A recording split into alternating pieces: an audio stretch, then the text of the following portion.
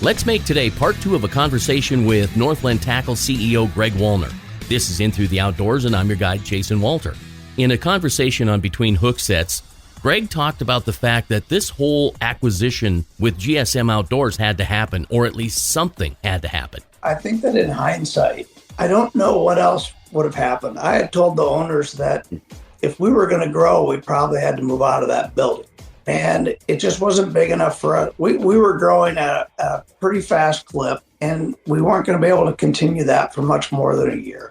And then when we started thinking about moving, then I think we had to take into account, well, is the Minnesota lead ban threat? Now, this is pre-election, right?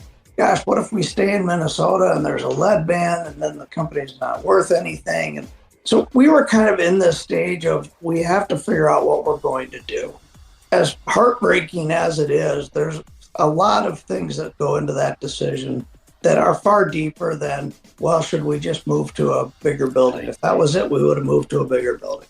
You know, every single item that comes into that warehouse comes into Minneapolis and then trucked up to Bemidji. And then we literally every day truck it back down to Minneapolis to get sent out to our customers and consumers. Wow, I did not know that. Gregg Wollner, thank you very much. I appreciate your candid conversation with us every time you join us on Between Hooksets. Listen to the entire conversation on my YouTube channel at Jason Walter's In Through the Outdoors. Hey, maybe you should tell them you can find some other great stuff on your website, too, at jasonwalter.com or wherever you dabble in podcasts. Yep. I'm Jason Walter. Be safe and thanks for listening.